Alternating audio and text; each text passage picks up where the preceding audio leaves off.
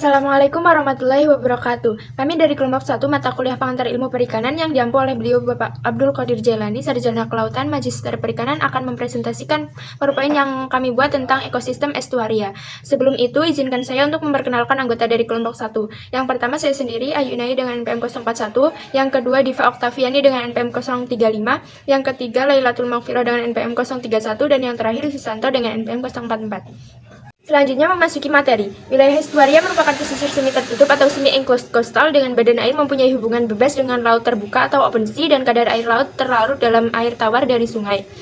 Pada wilayah tersebut terjadi percampuran antara massa air laut dengan air tawar dari daratan sehingga air menjadi payau atau brackish. Wilayah ini meliputi muara sungai dan delta-delta besar, hutan mangrove dekat estuaria dan hamparan lumpur dan pasir yang luas. Wilayah ini juga dapat dikatakan sebagai wilayah yang sangat dinamis karena selalu terjadi proses dan perubahan baik lingkungan fisik maupun biologis. Sirkulasi estuaria. Perbedaan salinitas di wilayah estuaria mengakibatkan terjadinya proses pergerakan massa air yang kemudian menyebabkan terjadinya stratifikasi yang kemudian mendasarnya tipe-tipe estuaria, yaitu 1. Estuaria berstratifikasi sempurna atau estuaria baji garam atau salt wedge estuary. Jika aliran sungai lebih besar daripada pasang surut sehingga mendominasi sirkulasi estuaria. 2. Estuaria berstratifikasi sebagian atau partial, moderately stratified estuary. Jika aliran sungai berkurang dan arus pasang surut lebih dominan, maka akan terjadi percampuran antar sebagian lapisan massa air. 3. Estuaria campuran sempurna atau estuaria homogeni vertikal atau well mixed estuaries. Jika aliran sungai kecil atau tidak ada sama sekali dan arus serta pasang surut besar, maka perairan menjadi tercampur hampir keseluruhan dari atas sampai dasar. Berikutnya adalah materi tentang produktivitas estuaria. Estuaria merupakan ekosistem produktif setara dengan hutan hujan tropik dan terumbu karang.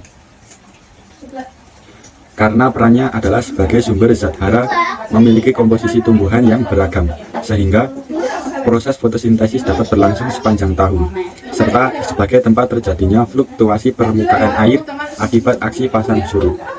Kondisi ekosistem yang produktif inilah maka estuaria menjadi salah satu wilayah yang memiliki tingkat produktivitas tinggi. Produktivitas merupakan suatu proses produksi yang menghasilkan bahan organik yang meliputi produktivitas primer ataupun sekunder. Produktivitas primer pada wilayah estuaria dapat diartikan sebagai banyaknya energi yang diikat atau tersimpan dalam aktivitas fotosintesis dari organisme produser, terutama tanaman yang berklorofil dalam bentuk-bentuk substansi organik yang dapat digunakan sebagai bahan makanan. Selanjutnya disebutkan bahwa pada wilayah estuaria tropik, massa air permukaan maupun di dasar cukup menerima cahaya matahari sepanjang tahun. Karena ketinggian matahari tidak banyak berubah sepanjang tahun, dengan demikian diperoleh kondisi cahaya optimal bagi produksi fitoplankton. Faktor penting lainnya yang mempengaruhi produktivitas fitoplankton yaitu curah hujan yang membawa unsur-unsur hara dari darat ke laut melalui aliran sungai. Adanya pengadukan oleh angin, arus, pasang surut, dan gelombang. Kemudian unsur hara akan terangkat dari dasar ke permukaan. Proses pengadukan tersebut menjadikan pertumbuhan fitoplankton di muara sungai lebih baik. Selanjutnya yaitu ancaman wilayah estuaria. Beberapa hal yang dimungkinkan menjadi sumber kerusakan dan perubahan fisik lingkungan wilayah estuaria antara lain 1. Semakin meningkatnya penebangan hutan dan jeleknya pengelolaan lahan di darat dapat meningkatkan sedimentasi di wilayah estuaria. Menurut Sinukapan dan Manan, laju sedimentasi di wilayah pesisir yang melalui aliran sungai bisa dijadikan sebagai salah satu indikator kecepatan proses kerusakan pada wilayah lahan atas, sehingga dapat menggambarkan kondisi pada wilayah lahan atas. Yang kedua yaitu pola pemanfaatan sumber daya hayati laut yang tidak memperhatikan daya dukung produktivitas pada suatu kawasan estuaria, seperti sumber daya perikanan, sehingga kawasan muara sungai tersebut terus mendapat tekanan dan menyebabkan menurunnya produktivitasnya.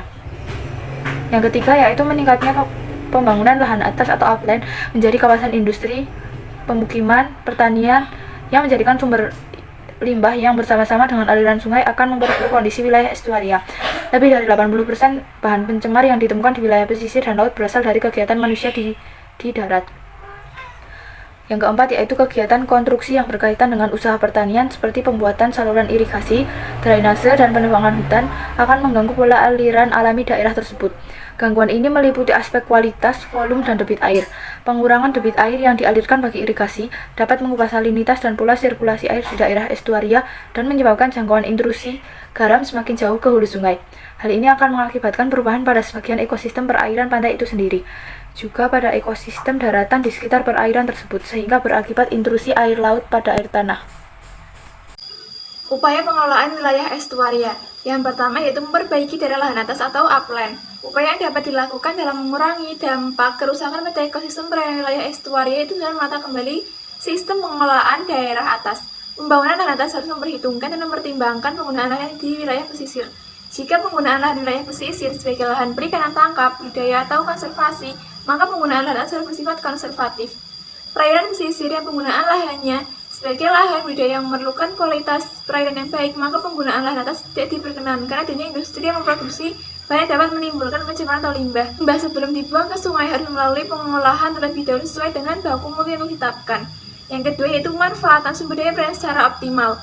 Wilayah estuaria yang berfungsi sebagai penyedia habitat sejumlah spesies untuk berlindung dan mencari makan serta tempat reproduksi dan tumbuh. Oleh karena di dalam pemanfaatan sumber daya perikanan khususnya di wilayah estuaria diperlukan tindakan-tindakan yang bijaksana yang berorientasi pemanfaatan secara optimal dan lestari. Pemanfaatan sebaiknya memperhatikan daya dukung lingkungan atau carrying capacity. Yang ketiga yaitu pemanfaatan hutan mangrove. Perlindungan hutan mangrove pada wilayah estuaria sangat penting karena selain mempunyai fungsi ekologis juga ekonomis. Secara ekologis, hutan mangrove adalah sebagai penghasil sejumlah besar habitus dari serasah, daerah asuhan atau nursery ground, mencari makan atau feeding ground, dan sebagai tempat pemijat atau spawning ground. Secara fisik, hutan mangrove dapat berperan sebagai filter sedimen yang berada di daratan melalui sistem perakarannya dan mampu meredam terpaan angin badai. Secara ekonomis, dalam konservasi hutan mangrove juga akan diperoleh nilai ekonomis sangat tinggi. Berikut kami tampilkan lampiran jurnal dari materi yang kami gunakan. Demikian pemaparan materi dari kelompok kami, kurang lebihnya mohon maaf. Wassalamualaikum warahmatullahi wabarakatuh.